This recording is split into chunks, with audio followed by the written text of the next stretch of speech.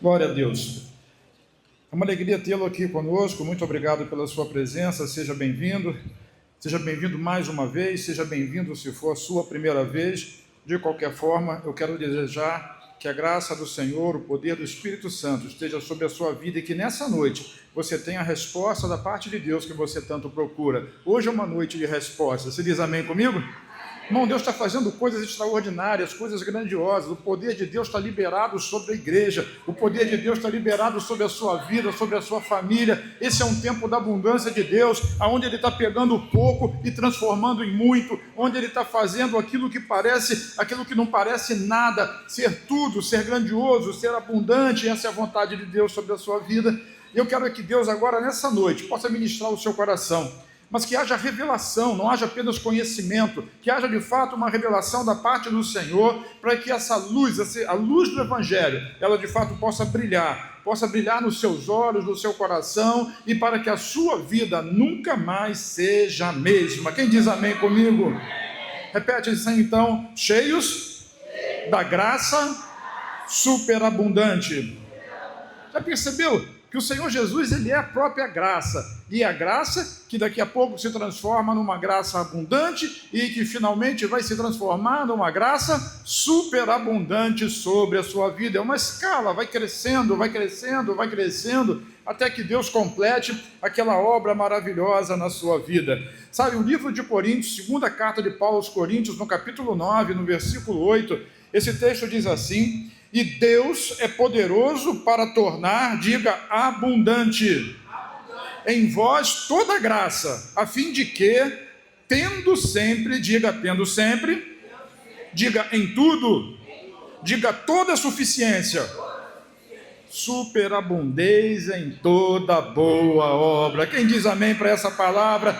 Deus é poderoso para tornar abundante em você toda a graça que vem da parte dele, a fim de que, tendo sempre, não é tendo hoje, um pouquinho ontem, mas é sempre, e não é alguma coisa, não é pouca coisa, é tudo, diga de novo, tudo, toda suficiência, você possa superabundar em toda boa obra. Aleluia. Sabe, apesar de tanta palavra, de tanta coisa linda, uma das maiores tragédias que existe dentro da igreja é que, apesar da vida cristã que nós temos, apesar de nós vivermos tão perto da fonte das águas vivas, muitos crentes ainda estão morrendo de sede, tão perto, mas tão longe, quase pegando, mas não recebendo, quase desfrutando, mas não experimentando. Tem pessoas dentro da igreja, pensa comigo, avalia comigo, que estão dentro da casa de Deus, estão aqui conosco ou na sua igreja, cantam sobre a graça, ouvem sobre a graça, repetem que Deus é bom, confessam a palavra, mas vivem as suas vidas cotidianas como se essa bênção nunca chegasse. E é algo tão absurdo que parece que para retirar da parte de Deus, tirar de Deus uma única bênçãozinha que tanto precisa, é com muito sofrimento, com muita culpa, com muito esforço e com muito medo. Mas o Evangelho não é isso, irmão. O Evangelho é boa notícia, o Evangelho é uma boa nova da parte de Deus.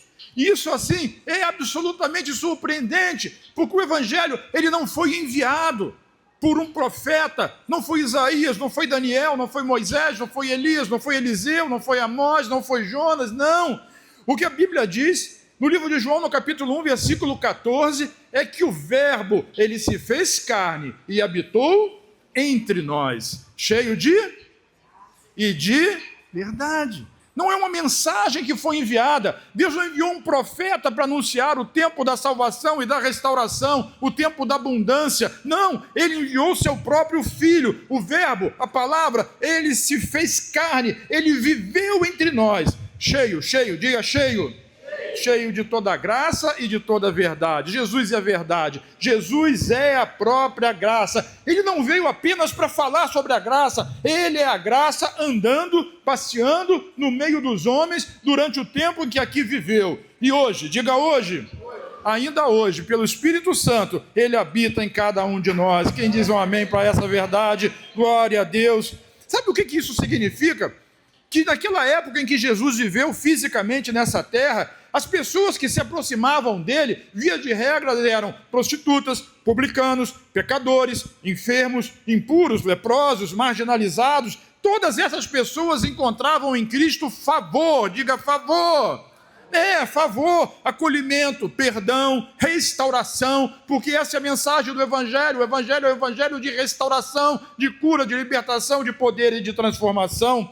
Agora, curioso que naquela época, e hoje infelizmente não é muito diferente, aqueles que tinham mais dificuldade de receber do Senhor Jesus eram justamente aqueles que eram religiosos, que confiavam na sua própria bondade e no seu mérito. Então os pecadores tocavam em Jesus e eram curados. Aleluia! Recebiam um milagre. Agora os fariseus olhavam para Jesus e se escandalizavam no amor e na graça do Senhor Jesus. Ora, meu Deus, abre os olhos do nosso coração, Pai, eu oro em nome de Jesus, traz revelação para nós, quebra, Senhor Deus, quebra o jugo do inferno, ó Deus, tira o véu que está tapando os nossos olhos espirituais, os nossos ouvidos espirituais, nos revela a Tua vontade, Senhor, em nome de Jesus. Nessa noite, ilumina, Senhor, ilumina a nossa mente, ilumina também, ó Deus, o nosso coração. Eu declaro isso em nome do Senhor Jesus. Quem diz amém comigo? Cara, os pecadores tocavam em Jesus e recebiam um milagre, enquanto o religioso olhava para Jesus e se escandalizava naquilo que ele fazia. Isso ensina para nós alguma coisa muito profunda, algo muito espetacular, especial. A graça, ela não flui para quem merece. Repete isso comigo, me ajuda. Diga assim, a graça não flui para quem merece. Ou acha que merece, né? A graça não flui para quem acha que merece, mas a graça, ela é, diga comigo, favor imerecido para quem sabe que precisa. Aliás, uma das condições, ou a principal condição para ser agraciado e para receber a graça abundante é não merecer, porque graça é favor. A teologia diz que graça é favor imerecido. Você não merece. Então, se você quer receber da abundante graça de Deus, entenda que não é no seu mérito, é no mérito de Cristo. Quem está comigo diz amém? Isso, é nos méritos do Senhor Jesus. Não adianta eu cantar, eu pregar, você repetir. É preciso revelação, ore por revelação na sua vida, para que essa verdade de Deus seja esclarecida. E você vai viver uma vida debaixo da superabundante graça de Deus nessa terra, diz amém. Então, Paulo, assim, escrevendo aos Coríntios, ele diz que Deus é poderoso para fazer toda a graça abundar. Ele fala de uma graça abundante, suficiente, transbordante, capaz de alcançar todas, diga comigo, todas as áreas da vida de uma pessoa. Você crê nisso? A questão, então, não é se a graça de Deus ela é suficiente. A grande questão é por que tantos filhos vivem como servos assustados, mendigando aquilo que o Pai já disponibilizou em Cristo. Diga em Cristo. Esse é o grande milagre, esse é o grande segredo. E aqui nós precisamos voltar à palavra. Precisamos de revelação, como eu já disse, precisamos permitir que o Espírito Santo ajude a nossa fé, sabe, nos aumente a fé e faça que nós tenhamos essa revelação, essa visão de Deus. E a nossa resposta, ela vai estar diante da provisão do Pai. Por quê? Porque a graça de Deus, ela não é escassa, ela é superabundante. E eu quero abordar hoje 3 pontos que vão falar como nós podemos ser cheios dessa graça superabundante. O primeiro diz assim, é preciso crer no que Deus já está fazendo. Vamos repetir isso? É preciso no que Deus já está fazendo. Vamos mais uma vez? É preciso crer no que Deus já está fazendo. Algumas pessoas ensinam que quando você tiver a fé suficiente, então essa fé vai produzir aquilo que você deseja. Mas essa história não é bem assim, não está totalmente correta. A fé bíblica, preste atenção nisso, a fé bíblica é abrir os seus olhos espirituais para ver o que Deus já está fazendo na sua vida. No livro de Hebreus, que fala a respeito dessa fé, no capítulo 11, versículo 1, diz assim, a fé é o firme fundamento, diga fundamento, firme, não é abalável. Então a fé, ela é o fundamento firme das coisas que se esperam, e ela é a prova das coisas que não se veem, ou que se não veem. Então os caminhos de Deus sempre serão caminhos de fé. A fé bíblica não é uma força mental, não é na alma para fazer Deus criar alguma coisa de acordo com a sua vontade. Não, isso não é fé bíblica, isso pode ser pensamento positivo. A fé é ter os olhos espirituais abertos. Mas eu tenho olhos espirituais? Tenho. Aliás, você precisa estar presente no culto de quinta-feira quando eu estou ensinando sobre isso. Nós somos um espírito que possuímos uma alma e que habitamos num corpo. E existem olhos no nosso coração, que é o nosso espírito. Existe a nossa mente, a nossa razão, as nossas emoções, que é a nossa alma. E existe um corpo onde nós habitamos. É esse corpo que nós temos aqui, que um dia será glorificado como foi o corpo do Senhor Jesus. Não perca, quinta-feira, toda quinta-feira, às 8 horas, às 20 horas, eu estou ensinando a respeito disso. É muito importante. Para que essa palavra, por exemplo, possa aprofundar no seu coração, é preciso que a sua mente receba isso. E que o Espírito trabalhe a partir daí, para que do seu espírito você possa ser transformado. Quem diz amém para isso? Então, voltando aqui ao tema, fé, então, é ter os olhos espirituais abertos para enxergar aquilo que Deus já realizou e aquilo que o Espírito já está operando em nós. Existem coisas que Deus já fez, os seus olhos precisam ser abertos. E existem coisas que Deus está fazendo através do Espírito Santo. Mas é muito comum alguém perguntar: pastor, se essa graça está abundando, por que eu não estou vendo toda essa suficiência na minha vida? A resposta de Deus é a seguinte: nós somos naturalmente, pela nossa mente, naturalmente conscientes da carne, conscientes da falta, conscientes dos sintomas, conscientes das crises, conscientes das contas, conscientes das notícias ruins, conscientes das nossas limitações. Então, quando Deus diz que a sua graça está abundando, a fé precisa responder assim. Olha bem, vamos fazer um jogral aqui. Quando Deus diz que sua graça está abundando, a fé responde. Diga comigo: Pai, eu recebo. Olha, pode ter sintoma, pode ter falta, pode ter crise, pode ter conta para pagar, pode ter notícias ruins aí passeando, podem ter limitações, mas quando você vem para o culto e recebe uma palavra e Deus está dizendo que a graça dele, ela é mais do que suficiente, ela está abundando, a fé que mora dentro de você precisa dizer, diga comigo de novo: Pai, eu recebo. Porque ela contradiz o natural, ela rompe com o natural. Então, quando Deus diz que há suficiência, a fé precisa responder: Pai, eu creio. Como é que responde? Pai, eu creio. Essa é a confissão da fé. Quando Deus diz que há poder operando em você, isso, há poder operando em você, a fé precisa responder: Pai, eu concordo, eu recebo, eu concordo e eu recebo a tua palavra. É por isso que Paulo não coloca 2 Coríntios 9:8 como uma possibilidade distante. A Bíblia não é um texto que aponta lá para o futuro, não. Tem, sabe assim, um dia vai acontecer, um dia quando eu merecer, um dia quando eu atingir aquele nível de maturidade, de sabedoria, aquele nível de fé. Não é nada disso, não é um dia, talvez, quem sabe, Deus vai fazer abundar. A revelação, repete, a revelação é presente. Vire para quem está ao seu lado, diga assim: é hoje. Não é para amanhã, não é para a semana que vem. Amanhã vai ter outra, semana que vem vai ter outra palavra da parte de Deus. Mas hoje Deus quer trazer uma nova bênção na sua vida. Deus quer mudar essa história. Diga um amém, seja crente, recebe em nome de Jesus. Diga hoje.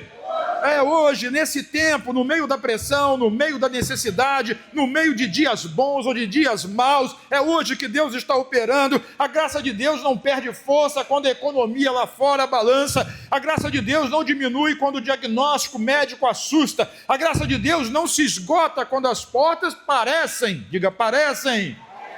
fechadas. A palavra de Deus sempre vai dizer: há sempre suficiência em tudo. Repete: há sempre suficiência em tudo. Há sempre a suficiência de Deus em tudo. Isso não significa ausência de luta.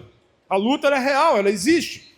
Seria tolice dizer que não existem lutas e que nós não enfrentamos elas, mas o que existe é a suficiência de Deus, apesar das lutas que nós estamos enfrentando. Então a presença do Senhor, a presença da graça, do favor de Deus, ele abunda no meio das suas guerras e das suas lutas. Aleluia. Eu posso ter a graça. Eu posso demonstrar a graça. E a graça se demonstra através da generosidade. Fala generosidade. Então, mesmo em tempo de escassez, a graça se manifesta através da generosidade. É essa graça que vai se manifestar através da sua vida. Sabe, isso vai acontecer em você, porque o Espírito está movendo você de dentro para fora. E você não vai nem perceber a quantidade de graça que vai assim emanar de dentro de você. E as pessoas verão o poder de Deus atuando na sua vida. Oh, meu Deus! Sabe que o contexto desse texto de 2 Coríntios fala de dinheiro, de generosidade, de oferta, de dinheiro, de semeadura, de colheita. Quem conhece a Bíblia sabe disso. E depois você pode aí conferir todo o capítulo. Mas, especialmente no versículo anterior, em 2 Coríntios capítulo 9, versículo 7, Paulo diz assim: cada um contribua segundo tiver proposto no coração, não com tristeza ou por necessidade. E o final diz assim: porque Deus ama a quem dá com alegria. Porque Deus ama.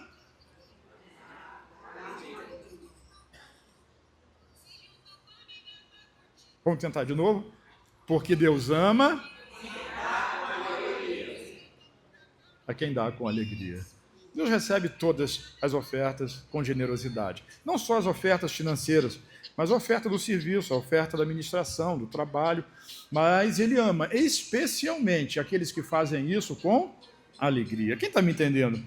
Então, logo depois, ele afirma que toda a graça Deus faz abundar. É o versículo 8 que nós lemos hoje. Então, a graça, ela é superabundante e ela não vai nos tornar egoístas. Não, ela nos torna generosos. A graça não faz com que nós sejamos egoístas, mas faz com que nós sejamos generosos. Deus não nos enche apenas para nós termos mais. Deus nos enche para superabundarmos em toda, repete, em toda boa obra. Você vai superabundar para que as boas obras do Espírito Santo se manifestem através da sua vida. Então a graça transforma. Essa graça que nós recebemos, ela se transforma, diga, em provisão, serviço, oferta, compaixão, missão, generosidade. Deus tem provisão nas suas mãos para que você possa ser generoso, para que você possa servir, para que você possa ofertar, para que você possa ter compaixão das pessoas e exercer a sua missão sempre com generosidade. Quando o Espírito Santo nos enche, quantos aqui querem ser cheios do Espírito Santo?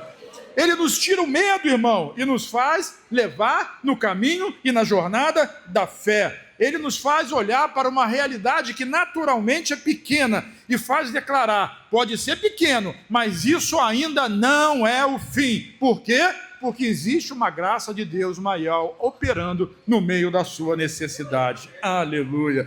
Sabe, nós precisamos ter muito cuidado com aquilo que nós declaramos, porque nós vivemos numa vida natural, no meio de pessoas, no meio da sociedade, e a fala é sempre uma fala negativa. A fala é sempre uma fala negativa,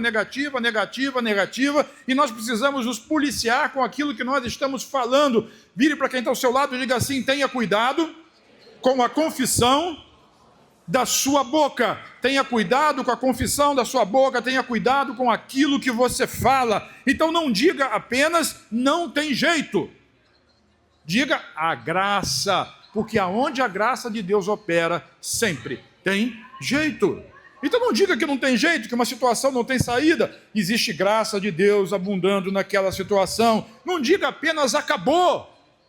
A Isabel aprendeu essa fala, acabou. Porque ensinou para ela. Acabou o desenho, acabou o suco, acabou a comida, acabou não sei o quê, acabou. Mas no nosso caso aqui, não diga apenas acabou. Diga, Deus ainda é poderoso. Oh, meu Deus, aviva essa igreja. A viúva estava lá, tinha um grãozinho, uns gravetinhos, um pouquinho de azeite, de farinha, e ela diz: eu vou comer, e junto com meu filho nós vamos morrer. Ela estava dizendo acabou, ela estava dizendo não tem jeito, mas o profeta disse assim: não acabou, vai lá e faz, dá para mim primeiro, e Deus vai fazer multiplicar sobre a sua vida. Você acredita que Deus ainda faz isso? Nós vimos aqui, é preciso crer na história que Deus já contou e acreditar que essa história é poderosa para continuar acontecendo na nossa vida hoje. Quem está dizendo aqui, o Espírito Santo está me revelando, dizendo: meu filho não tem jeito, minha filha não tem jeito, ela é assim mesmo. e ela é rompante, ou ele é rompante, e é isso, é aquilo. Não, não acabou, essa história não termina desse jeito, essa história vai mudar em Cristo. Mude a sua fé, mude a sua maneira de falar, diga que ainda há graça, que Deus é poderoso para mudar corações. Não diga apenas eu não consigo, diga assim, o poder de Deus opera. Quem dá um aplauso ao Senhor Jesus?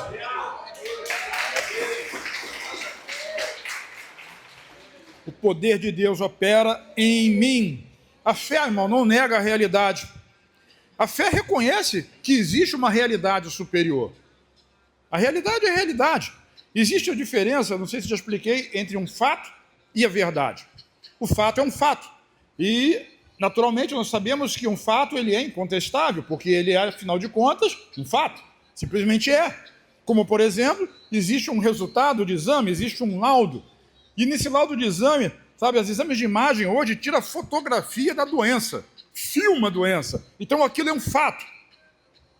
E esse fato, teoricamente, é incontestável, mas o que eu quero dizer para você, que por trás, ou que acima desse fato, existe uma verdade. Qual é essa verdade? É que Jesus, fala o nome dele para mim, verdadeiramente ele levou sobre si todas essas doenças e todas essas enfermidades.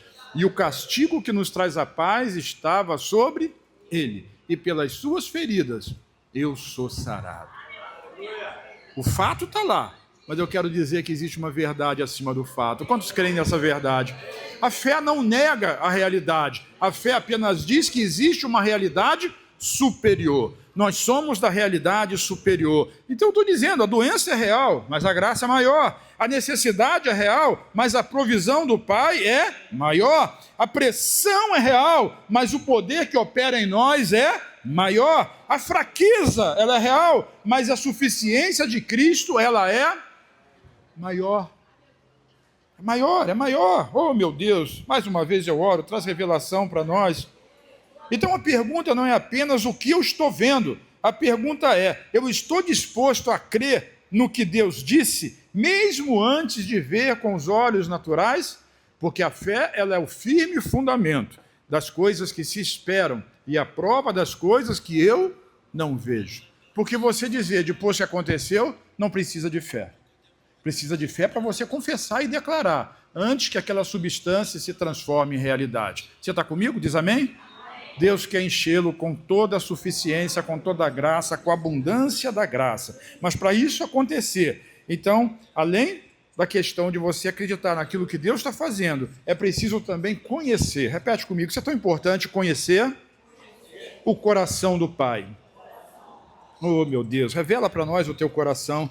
Pai, eu quero orar como Paulo orou lá em Efésios capítulo 1. Pai, oh, meu Deus, traz para nós espírito de revelação, espírito de sabedoria. Ó Deus, abre os olhos do nosso coração, mostra, Senhor Deus, a importância do chamado que nós temos, a nossa herança nos santos e o poder que opera em nós. Agora, Senhor, eu avanço para o capítulo 3 de Efésios, que diz assim, que o Deus do nosso Senhor Jesus Cristo, ó Deus, que Ele nos revele em Cristo o amor de Cristo que excede todo o entendimento, e que nós possamos perceber a largura, o comprimento, a altura e a profundidade desse amor manifestados na nossa vida. Aleluia! Eu preciso conhecer o coração do Pai, em nome de Jesus. Sabe, uma crença errada, crer errado, simplesmente isso, crer errado, pode nos impedir de desfrutar aquilo que já nos pertence em Cristo.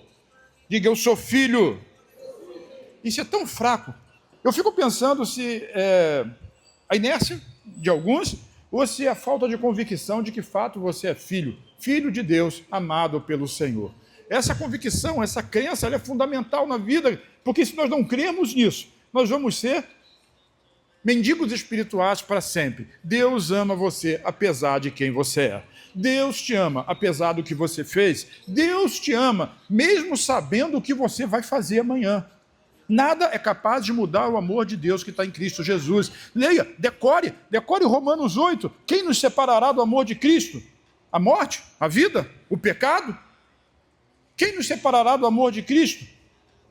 Nada nos separará do amor de Cristo. Nada. Diga nada. Nada. Então tenha revelação disso, porque uma crença errada vai fazer com que você viva uma vida errada. Jesus contou no capítulo 15 do Evangelho de Lucas uma história do filho que nós chamamos de filho pródigo, e ele pediu a parte da sua herança e foi viver a vida dele.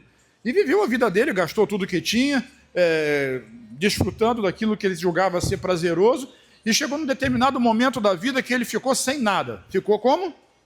Sem nada, não tinha nada. E aí ele resolveu voltar para a casa do pai. E o que o pai fez com ele? Recebeu ele com um abraço, com um beijo, com roupas, com anel e com sandálias. Ele esperava ficar no alojamento dos empregados lá perto da porta do banheiro, fedendo. Mas Deus deu para ele, o pai representa Deus, deu para ele uma cama confortável e o restituiu à posição de filho. Esse é o coração de Deus. Se a gente não conhece o coração do pai, a gente não desfruta de tudo aquilo que é nosso.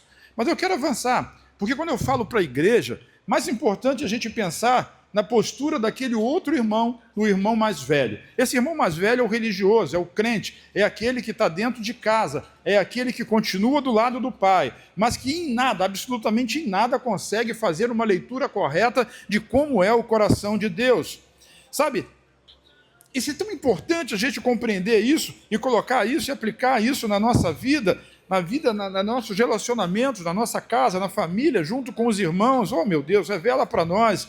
Sabe, aquele filho que ficou em casa, mesmo estando tão perto, eu repito, ele não conhecia o coração do pai. Então, enquanto a festa, porque o pai fez uma festa para receber o filho mais novo, enquanto a festa acontecia, o irmão mais velho ficou com raiva, irado. Por quê? Porque o pai tinha um coração bondoso para com o seu outro irmão. E quando o pai foi lá fora convidar com ele, persuadi-lo a voltar para a festa, o que ele disse? Olha o que diz Lucas capítulo 15, versículo 29.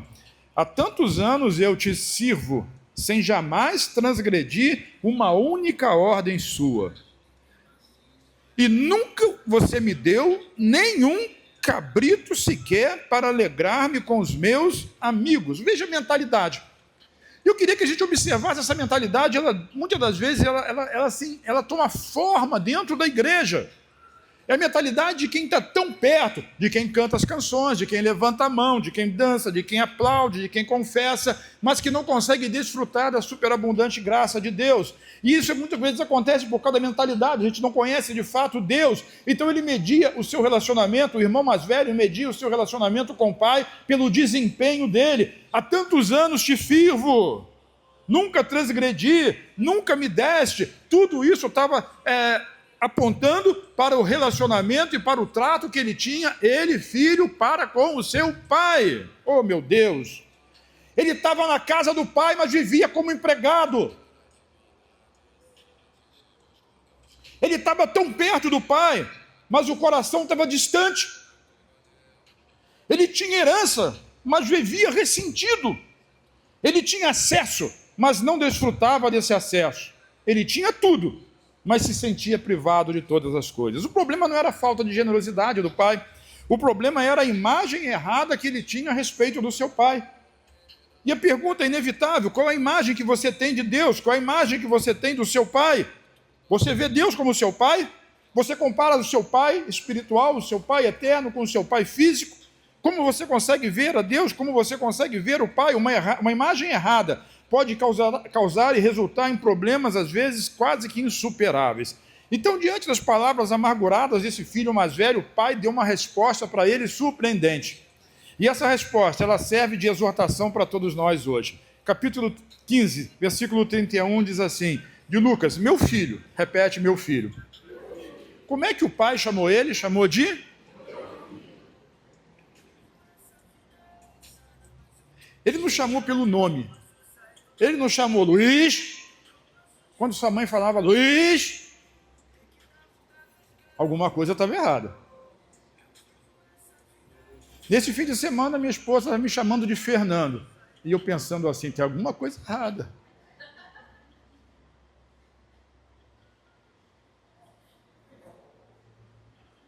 Qual o seu nome? Desculpa, não importa. Deus chama você hoje de meu filho. O filho que foi embora e gastou tudo, Quando voltou, ele chamou de quê? Meu filho. E o que estava em casa, mas estava mais distante do que aquele que estava fora, ele foi lá persuadi-lo a voltar e chamou de meu filho. Eu ia contar a história sua, mas não vou não. É boa. Né? Quer saber da vida dela, né? Ai, ai. Tá bom, vou contar. Uma época dessa aí para trás, ela estava muito estressada. Não que ela vive estressada. Benção. Não, é sério, não vive não. É uma benção. Mas agora vocês não conheceram ela uns anos atrás. E eu estava estressada. Eu falei, Jesus, o que eu faço com essa mulher? Aí Deus falou comigo assim, leva ela lá no shopping e dá um presente para ela. Aí eu falei assim, você está do lado dela e não do meu, né? Aí eu levei ela lá e comprei um presente para ela. Porque Deus, ele é meu pai, mas é o pai dela também. Deus é o seu pai, mas é o pai dessa pessoa que está do seu lado, que está atrás de você, que está na sua frente. E às vezes aquele que está dentro de casa, que acha que trabalha muito, que faz muito, que nunca transgrediu, olha só que filho idiota. Ele disse que nunca transgrediu nenhuma das ordens do pai. É um idiota, mentiroso. Nós falamos sobre isso quinta-feira, você precisa vir quinta-feira, né? Não tem ninguém. Daqui a pouco eu vou contar uma história para essa, porque se eu ficar fugindo da história, Léo está aqui hoje, aí dá ruim, né? Quando o Léo veio no culto, hoje eu não veio de manhã, hein? Terminei meio-dia cravado. Esse é o pastor Léo que eu falo para vocês aqui, esse é a benção. Glória a Deus pela vida dele. Eu tenho um monte de pastor religioso na equipe, porque os pastores velhos, não que seja velho de idade, mas os mais velhos, que é aliado à igreja, esse pessoal é tudo religioso, né? Mas Léo não, Léo é fresquinho, é novinho, ele não tem religião nenhuma, ele não está nem aí para essa coisa toda, ele entende a graça de Deus, o favor de Deus, a bondade de Deus sobre a vida dele, o resto, ele não está nem aí para o resto. Vocês precisam conversar com ele, que vocês vão sair muito edificados dessa conversa da oportunidade de conviver com ele. Pô, fiz a propaganda grande, hein? Pô, depois paga o churrasquinho aí fora, hein? Sabe, tem muitos crentes hoje dentro da igreja que vivem assim. Acabou o recreio, vamos voltar aqui a coisa séria. Tem muitos crentes dentro da igreja que vivem assim. Aqui não, Santa Bárbara é um lugar que é quase o céu. Já é mais alto mesmo. Mas lá no Jardim Catarina tem muita gente que vive assim. E Itaipuaçu também não, né? Itaipuaçu também é um outro pedacinho do céu lá. Mas lá no Jardim Catarina tem muito crente que vive assim. Eles são filhos, mas pensam como se fossem empregados. Eles estão na casa, mas eles não entram na festa. Não comem nem um canapé. Oh, meu Deus! Chama Deus de pai, mas se relacionam com ele como se ele fosse um patrão severo. Eles oram com medo, oram em dúvida, servem, mas tem peso, eles ofertam, mas por culpa, sabe, eles obedecem, mas obedecem tentando comprar o amor de Deus. E quando Deus abençoa alguém, qualquer um, quando Deus abençoa alguém que ele acha que merece menos que ele, fica ressentido, fica chateadinho, faz tromba, pega lá fora e diz: eu não concordo com isso. Como se a concordância dele fosse mudar em alguma coisa a vontade, a palavra de Deus e a graça de Deus sobre a vida de quem Deus quer abençoar. Sabe quem Deus quer abençoar? Quem Deus quer abençoar? Mas e se Deus abençoar primeiro essa pessoa que está do seu lado aí?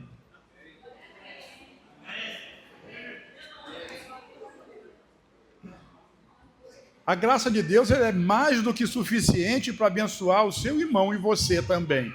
Sabe? Se Deus der uma bênção para o seu irmão, ele não ficou pobre, nem desprovido de bênção, para dar outra para você. Deus não fica pobre nunca. Ele tem muito mais do que necessário para abençoar cada um e todos nós. Dos milhões, dos bilhões de crentes que tem espalhado por esse mundo, Deus é poderoso para abençoar cada um com a abundância do céu e com a abundância da graça. Mas sabe qual é o problema do crente? É que a justiça própria dele atrapalha. Ele não consegue compreender por que Deus abençoa fulano. Fulano é isso, fulano é aquilo outro. E dentro da igreja tem tanta gente que é assim, fica sempre olhando para a vida do outro. E quando o outro é abençoado, e via de regra, o outro acaba sendo mais abençoado, o abençoado primeiro, antes dele próprio. Aí fica ressentido, fica chateado, isso é justiça própria. Isso é um empecilho para que a graça se manifeste na vida da pessoa. Sabe, ele não consegue celebrar quando o pródigo volta. Ele reclama da festa, ele acha injusto Deus ser tão bom com quem falhou tanto.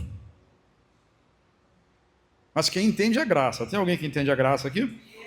Que tem a revelação também. Quem entende a graça sabe que ninguém, diga comigo, ninguém está na casa porque merece. Você não está aqui porque você merece. Nenhum de nós está aqui porque merece.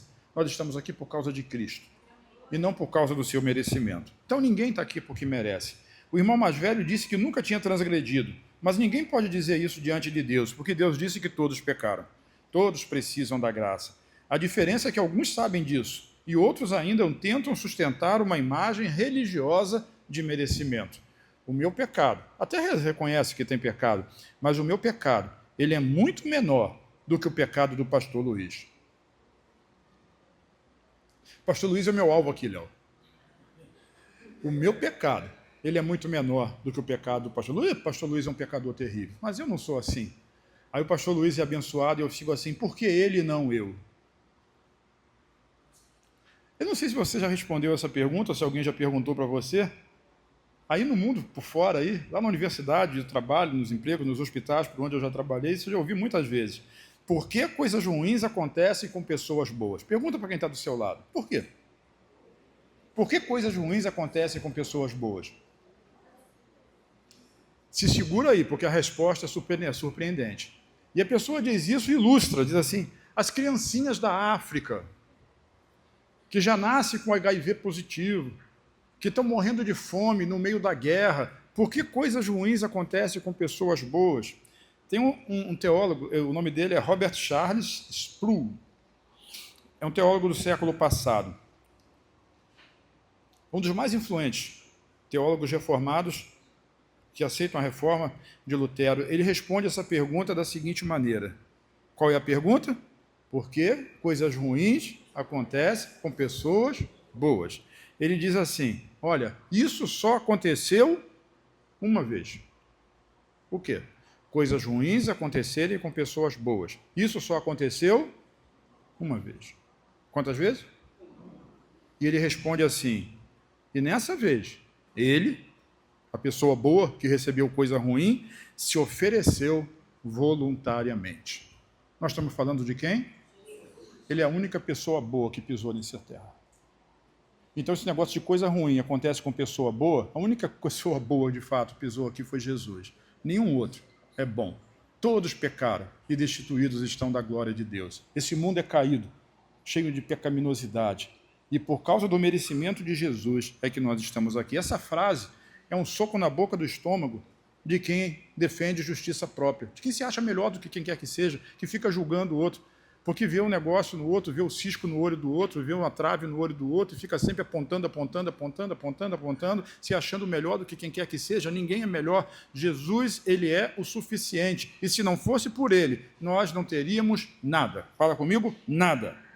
Nada, absolutamente nada. Então é muito sério a maneira pela qual nós enxergamos Deus, como é que nós vemos o coração do Pai. Você vê Deus como um acusador, como aquele que está condenando, e olha que ele pode fazer isso.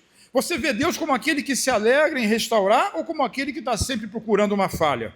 Você vê Deus como uma fonte de graça ou como alguém que precisa ser convencido a amar você? E você não é fácil, hein? Olha para mim, para você não olhar para quem está do seu lado. Não é fácil, mas Deus ama você assim mesmo. E eu vou lhe dizer uma coisa, Ele conhece você muito bem, mas continua te amando. Obrigado, Jesus.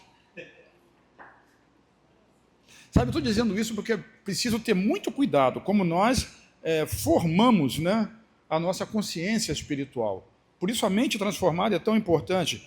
Então, assim, nós somos influenciados por aquilo que nós vemos e por aquilo que nós ouvimos. Nós vivemos num mundo natural. E até uma pregação do Evangelho, pregação de um pastor bem intencionado, pastor de igreja, homem de Deus, se às vezes, muitas das vezes, pela falta de revelação na vida dele, ele está pregando legalismo. Ele está pregando o legalismo, o mérito da pessoa e não o mérito do Senhor Jesus. E isso é muito perigoso. Cuidado com as vozes que estão formando a sua consciência espiritual. E eu repito, um pregador legalista, ele pode colocar medo aonde Deus colocou filiação. Imagina se o filho pródigo encontra um cara desse no caminho de volta. Tu vai voltar para lá? Deus vai colocar você debaixo de disciplina. Qual foi a disciplina de Deus? Correu para ele, abraçou, beijou, colocou um anel, uma roupa nova, mas isso é escândalo. Porque nós somos o irmão mais velho, eu estava aqui o tempo todo, eu te servi durante tanto tempo, e o Senhor nunca me reconheceu, e esse aí que estava...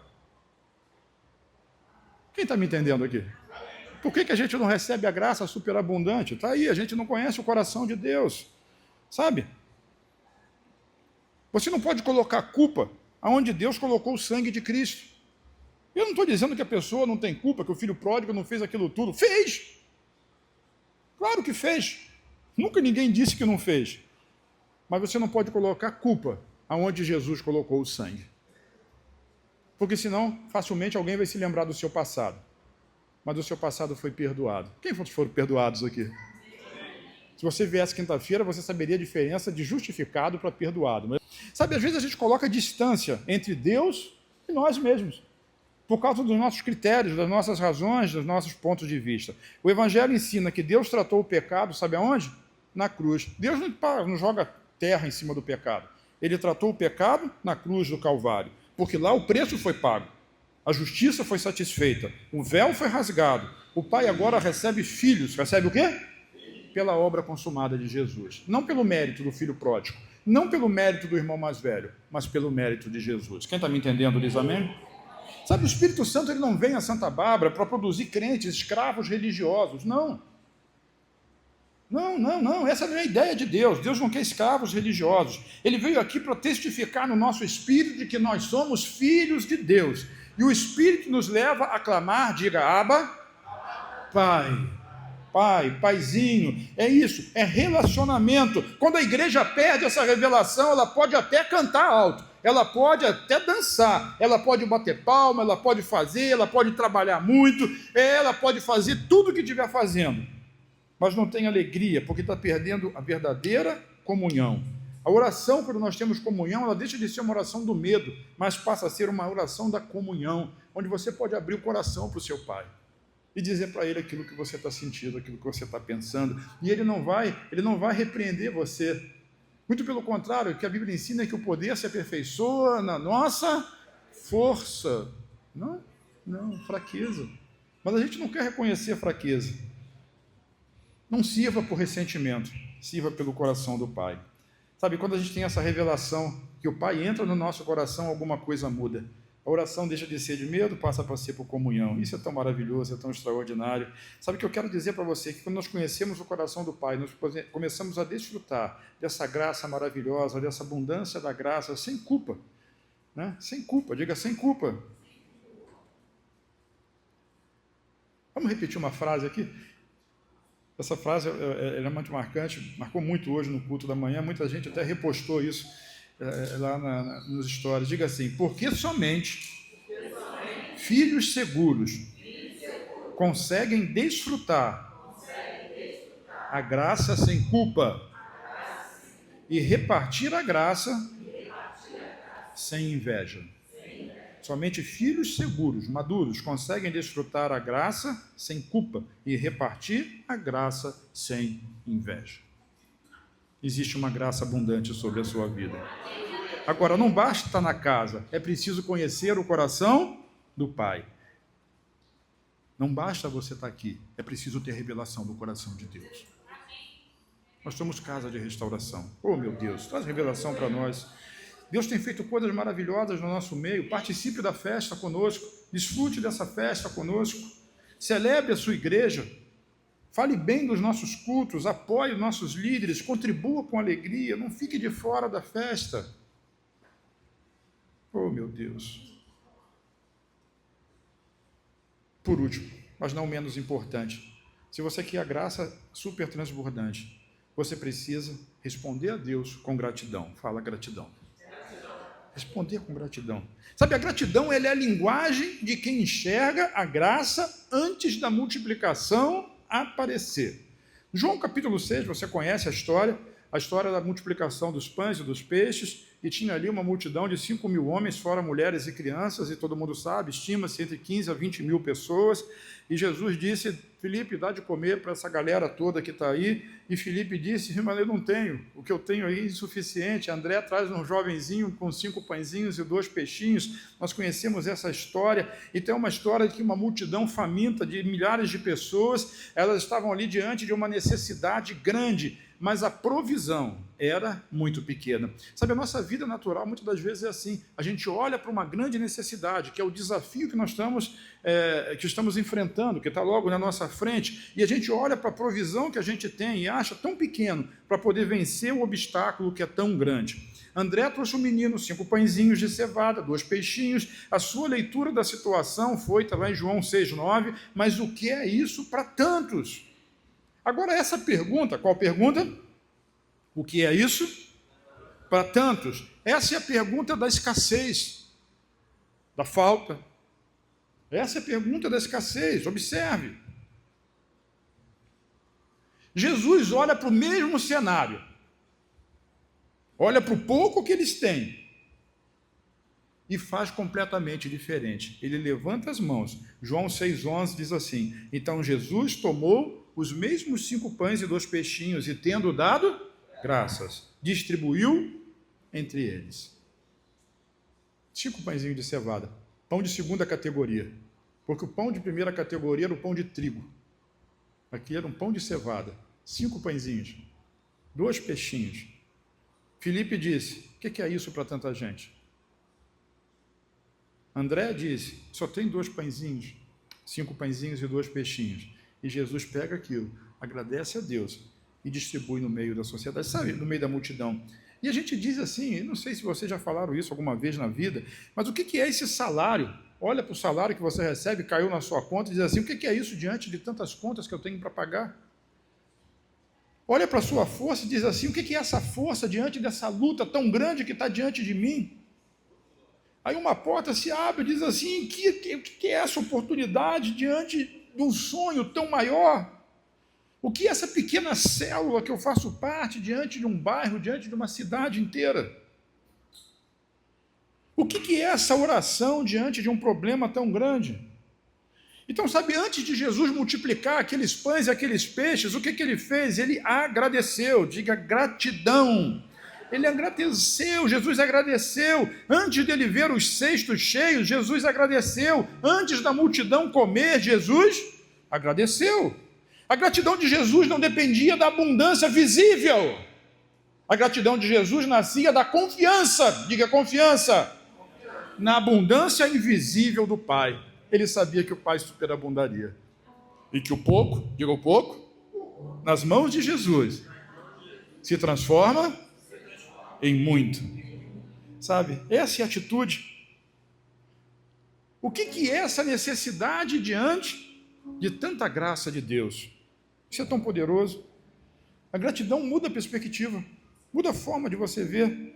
Sabe, a gratidão de Jesus, ela não aumentou o pão instantaneamente. Não, nada disso. Mas ela aumentou uma consciência, naquele momento, da presença de Deus ao lado dele. Qual o tamanho do seu problema? Eu quero dizer que a graça de Deus, ela é muito maior. Muito maior do que o seu problema. Pastor, você não sabe do meu problema. Irmão, você não conhece o tamanho do meu Deus. João registra que eles comeram o quanto eles quiseram. 5 pães, 2 peixes, 20 mil pessoas comeram o quanto quiseram. Já pensou que a nossa língua é que atrai a insuficiência para a nossa vida?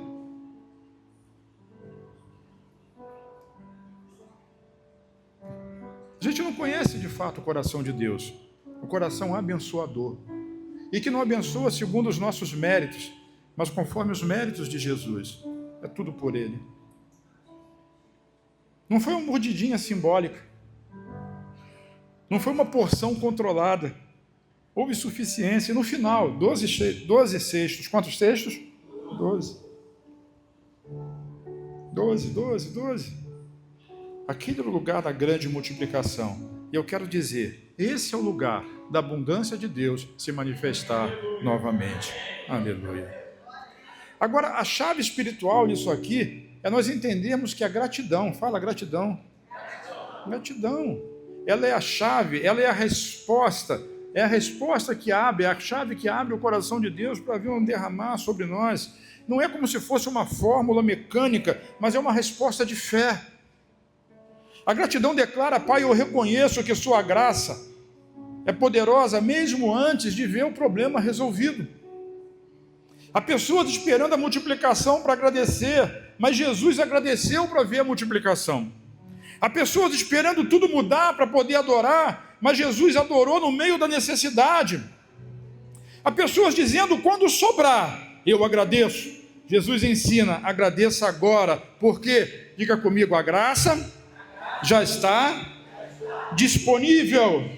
Então esse pensamento da abundância ele fica mais claro ainda. Paulo diz em Efésios capítulo 3, versículo 20, ora, aquele que é poderoso para fazer, diga muito mais, tudo muito mais abundantemente além, diga abundantemente além, daquilo que pedimos ou pensamos, segundo o poder que opera em nós. Paulo não diz apenas que Deus pode fazer, ele diz que Deus pode fazer muito mais, abundantemente mais. E esse agir de Deus, ele está ligado a um poder que opera em nós. A palavra poder é dunamis, é dinamite, é o poder de Deus atuando na nossa vida, é o poder de Deus operando através de nós. Essa palavra dá essa ideia de um poder sobrenatural que atua através de nós. Nós não estamos falando de um Deus distante, irmão, que está apenas observando o nosso sofrimento. Existe poder, diga poder, dentro de cada filho de Deus.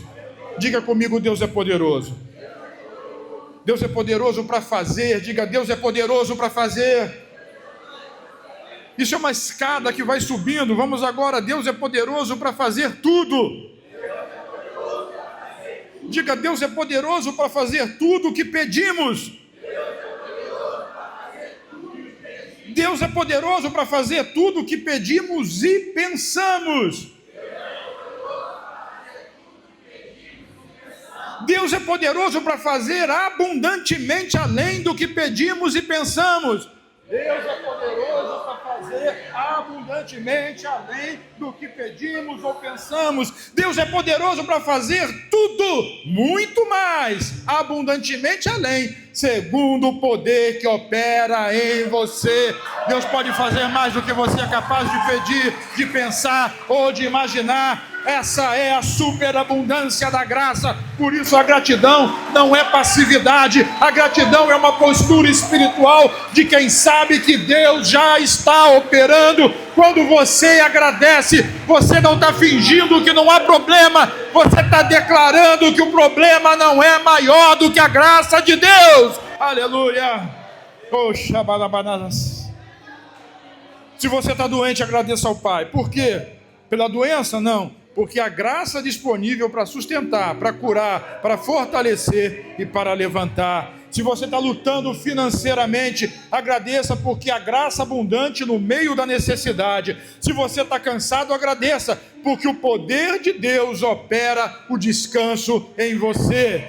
Se você está diante de algo pequeno, agradeça, porque nas mãos de Jesus, diga assim, o pouco nunca continua pouco. Sabe, gratidão abre espaço para adoração. Gratidão abre espaço para adoração. E a adoração, ela muda a atmosfera, ela transforma a atmosfera numa atmosfera cheia de fé. Ela se torna um ambiente onde nós estamos, um ambiente de milagres, de poder de Deus. Oh, meu Pai, não murmure diante de 5 pãezinhos. Entrega os 5 pães para Jesus. Não reclame dos 2 peixinhos, coloque eles nas mãos certas, nas mãos de Jesus. Não diga apenas é pouco, diga nas mãos de Jesus. Isso pode alimentar uma multidão. Deus tem muito mais para fazer. Oxe. E agora, e você? Se deseja sair desse tempo de escassez? Pega aquilo que você acha pouco. Talvez não seja o seu dízimo. Você acha que ganha tão pouco que não dá nem para entregar. Pega aquilo que você acha tão pouco e coloca nas mãos do Senhor. Você não precisa alongar mais esse tempo na sua vida. Às vezes você não dá porque acha pouco, mas quando o pouco vai para as mãos certas, o milagre acontece. Talvez você ache que é tão sem condição, tão sem capacidade natural. Pega a capacidade pequena que você acha que você tem, coloca nas mãos dele e vê o que ele pode fazer através da sua vida. Ele é Deus, ele é o Deus que multiplica, que traz a superabundância hoje, não amanhã, hoje. Hoje eu quero desafiar você a crer na superabundante graça de Deus para a sua vida. Como? Diga assim, exercitando gratidão. Oh Pai, abre os olhos do nosso coração. Eu oro mais uma vez. Sabe, a graça superabundante não é uma teoria, é uma realidade. É uma realidade espiritual para ser recebida, desfrutada e repartida.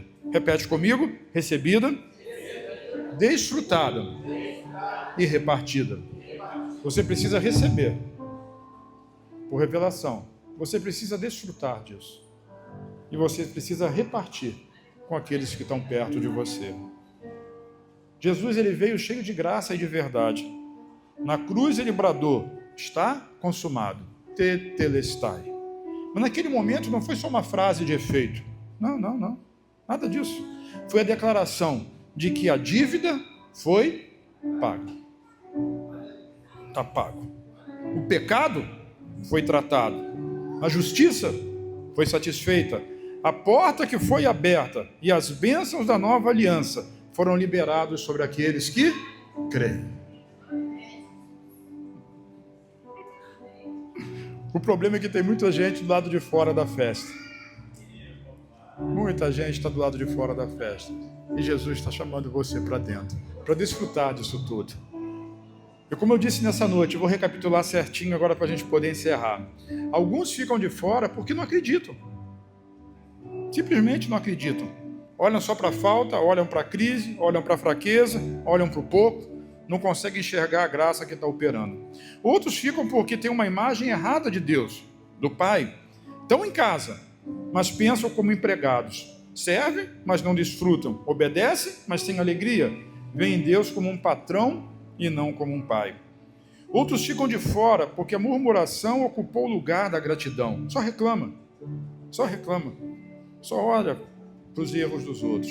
Passa tanto tempo dizendo que é isso para tantos, que não consegue entregar os pães nas mãos de Jesus. Mas eu quero dizer para você que hoje o Espírito Santo está te chamando para uma mudança de postura, para uma mudança de vida. Creia no que Deus diz, volte a enxergar Deus como seu Pai, agradeça antes da multiplicação aparecer, porque a graça de Deus não é escassa, a graça de Deus é superabundante. Hoje o Pai está dizendo para você: tudo que é meu é seu. Hoje o Senhor está dizendo para você: pega o pouco que está nas suas mãos e entrega para mim, dá para mim, porque eu vou revelar para você a suficiência do céu sobre a sua vida. Hoje o Espírito Santo está testificando que há poder operando em você, há poder operando na sua vida. Então pare de viver como órfão, pare de mendigar cabrito na casa do Pai, pare de medir o amor de Deus pelo seu desempenho, pare de olhar para os 5 pães como se fosse o fim da história. Coloque tudo nas mãos de Jesus. Coloque a sua fraqueza, coloque a sua necessidade, coloque a sua família, coloque a sua célula, coloque o seu ministério, coloque o seu futuro, coloque a sua dor, a sua reclamação, coloque o seu pouco e diga: Pai. Vamos repetir? Diga: Pai. Vamos ficar em pé para repetir isso? Em pé, diga: Pai, eu agradeço, porque em Cristo a graça suficiente para mim. Entre na festa. Quantos querem entrar na festa? A graça abundante sobre a sua vida. Aleluia.